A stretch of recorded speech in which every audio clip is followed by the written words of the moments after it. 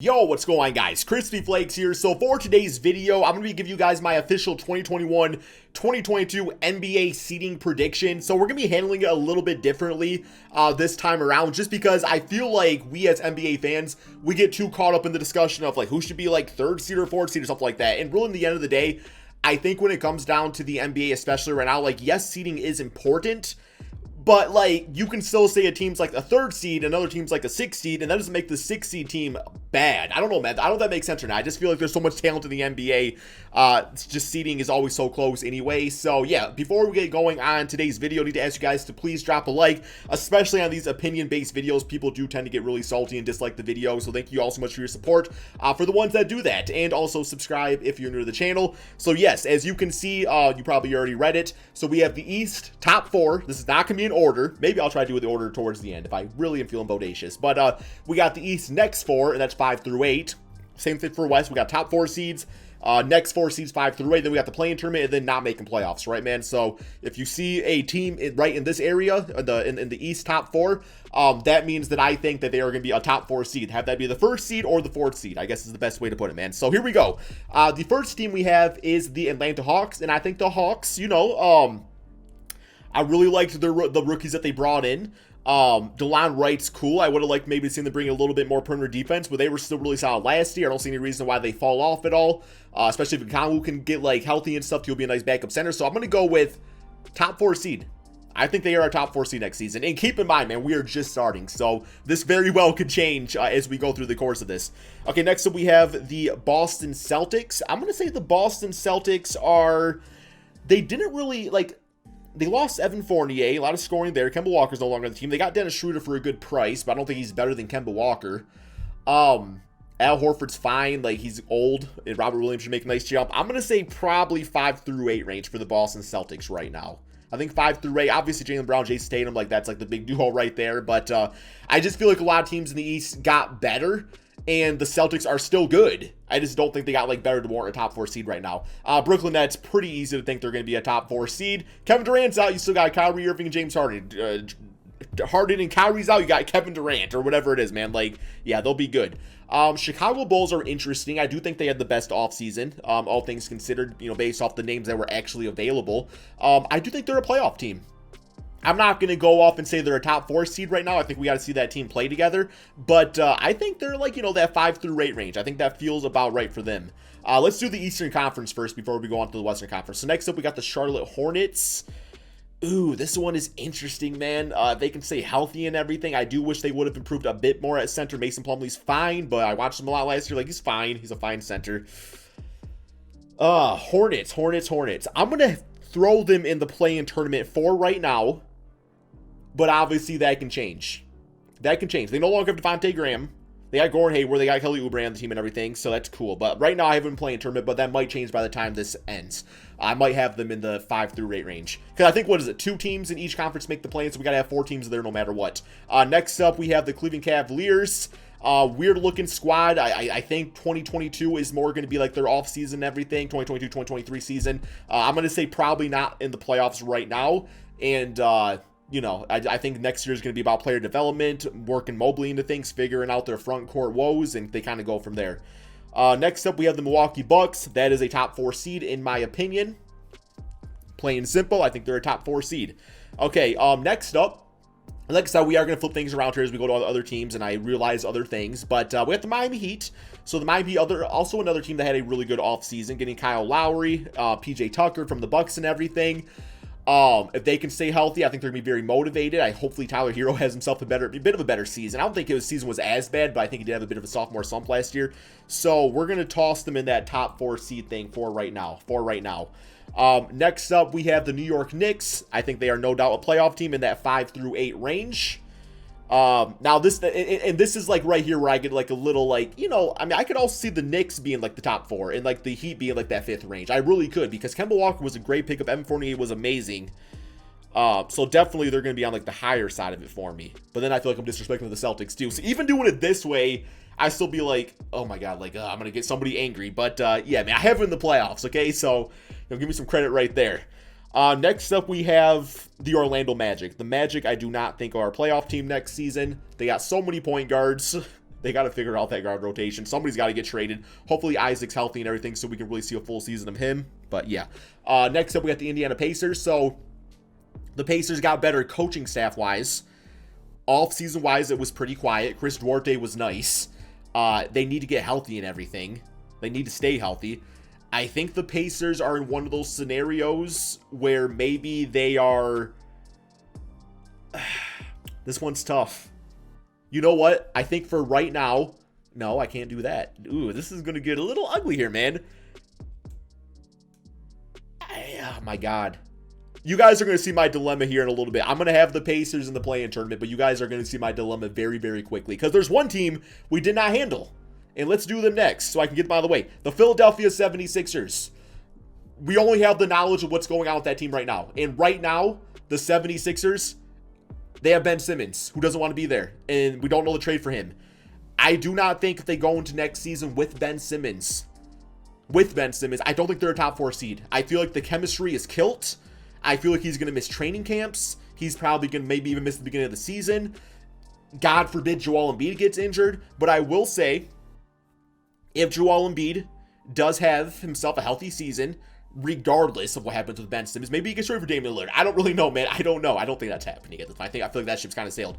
I think Joel Embiid himself is good to put them in that 5 through 6 range. He's going to put them in that 5 through 6 range for sure. I don't think top 4 though, man. I just feel like too many chemistry issues right now, and too many other teams got better, but they're still in the playoffs, in the top 5 through 8.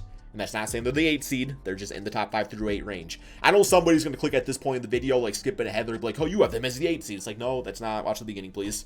Next up, we have the Toronto Raptors. And this is where it gets difficult, man. This right here, because I already have my 8 teams. And I feel like that's a pretty fair 8 teams to have in the playoffs. So that means only 2 of these teams can be in the play-in tournament.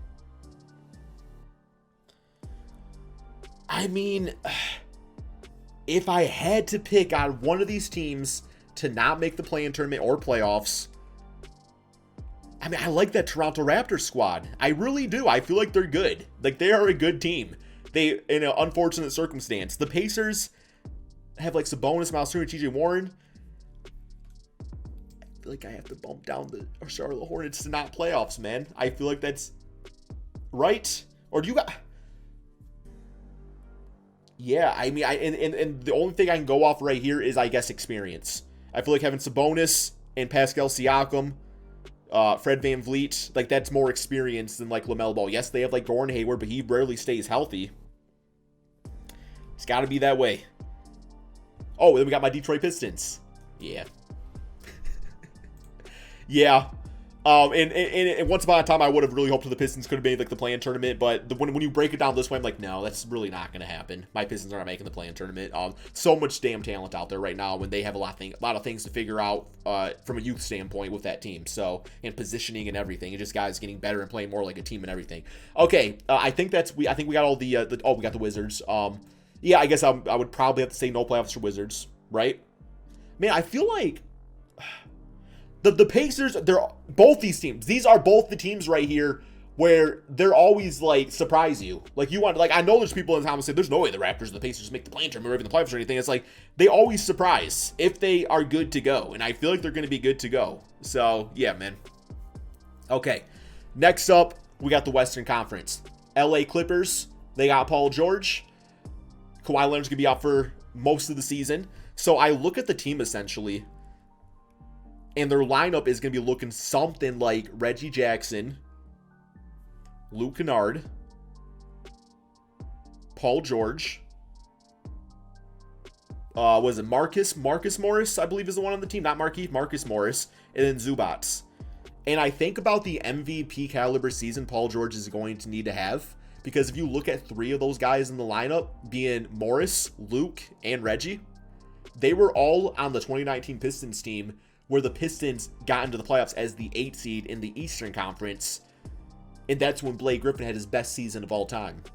I'm just saying, that's how I make sense of it. So if Paul George has himself a crazy-ass season, I do have him making the playoffs, but not as a top 4 seed. I do not have them as a top 4 seed. Next up, we have the Denver Nuggets. I do have them as a top 4. They got the MVP Jokic. Jamal Murray should be back. And Michael Porter Jr., I think, could very well win Most Improved next year. We'll see about that. But, yeah, they'll be in a pretty good place. Houston Rockets, a lot of youth on the team. Not really sure what's going to happen with John Wall. I do probably not have them as making the playoffs right now. They'll be a playoff team very soon, but not next season. Los Angeles Lakers, I have as a top 4 seed. Yes, they have a lot of old players, but they also have a lot of old players. A lot of old players where maybe they don't play every single game, but if somebody wants to take a break or something, you still got somebody else to go out there and play 50 games in a season. So, yeah, they'll be a top 4 seed. Dallas Mavericks are interesting. I have them as 5 through 8. Luka obviously can carry the squad. I think last year they were like the 7th seed or something like that. I could be wrong about that. I don't remember exactly, but they didn't really improve too much. So, yeah, I can't really justify a top 4. And Luka's already playing some of the most dominant basketball of all time, so we can't really ask him to, like, carry the team even more. Somebody else on the team is going to have to step up. We have the Pelicans. I'm going to say Pelicans as an... I guess I want to say officially 8 seed, but I have them as 5 through 8. Zion's going into his 3rd season. I still like the Valanciunas pickup. I think he's very underrated. Obviously, you got Brandon Ingram, so you got a new coach. You got a new coach on the team. I think that was the big issue last year with Stan Van Gundy. You don't want to damn coach Zion, and he still had a dominant ass season. So you might see Zion playing for MVP this year, man. You really might see it. OKC Thunder, I have as no playoffs. Do not have that happening. Okay, let's skip real quick. Let's go with the Phoenix Suns. Phoenix Suns, I have as a top 4, no doubt. I have them as a top 4. I mean, there's no reason not to, right? Let's go with the Golden State Warriors as 5 through 8 range. Definitely lean towards top 4. Now, I personally said that the Warriors, like, I really think if they can figure things out, they can win the championship next year. I really do believe that. But I do think it's going to be a slow start. They're not going to get Klay Thompson back until around Christmas. So, yeah, it's going to be a little bit of a, maybe not winning so many games to start things off, but ultimately speaking, I still have them making the playoffs. And then let's toss in... Yeah, obviously Utah Jazz, top 4. They were the number 1 seed last year, so I have them in top 4, just sheerly by coaching, defense, Donovan Mitchell getting even better, healthier Mike Conley, figuring things out, the team and everything, making the All-Star team last year. Okay, and then at this point, we're saying, okay, so which 2 of these teams make the play-in? Play-in tournament, I'm going to... Okay, let's go with Damian. I mean, I even feel bad as not having Damian, like, in the playoffs. Because he very well could be like right here over the Pelicans. But also I think the Pelicans got better, and the Portland Trailblazers, they didn't really do much. I don't like the moves they made. I know you guys got Larry Nance. That doesn't excite me. So I have them possibly as play-in, and maybe Damian even requests a trade by the trade deadline. Who really knows? And then the other play-in is between these 2. So let's go right away. I'm sorry, Sacramento. I'm sorry, Spurs. Spurs are definitely in a rebuild. Sacramento... Until we see otherwise, I have them not making the playoffs. We got to see otherwise, right? Minnesota had a really, really good end to last season. They really did, man. But Memphis, obviously got like John Moran, all those guys over there.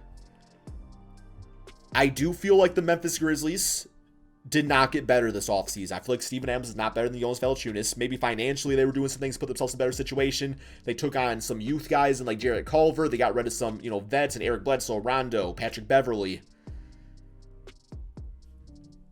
I think I'm going to go play in Minnesota, and I hate to do this, but I'm going to say no playoffs for Memphis. I had to pick somebody, and that's just the team. I could be wrong. I'm not afraid to admit I was wrong, but let's assume Memphis doesn't make the playoffs. Then they're going to go and get themselves, a top pick in the draft and get some beast-ass player to put next to John Moran. But that's really, man, it's so tough doing this. It's the same thing about, like, picking, like, the All-Star game, like, the All-Star starters and, role players and everything. It's like there's only so many spots, right? Like we don't want to admit this as the fan of our favorite team of, like, saying, like, our team, you want to go on the team hopeful, saying our team's going to win the play or, make the playoffs or do this, do that.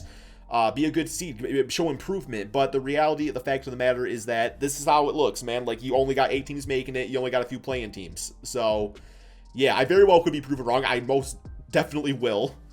But I think it's still pretty good. Like, I don't think you can look at this and be like, this isn't good, right? So, that's all we have for this video, man. Give me your thoughts and opinions. I know you guys will in the comment section below. Thank you all so much for watching, and peace out, my friends.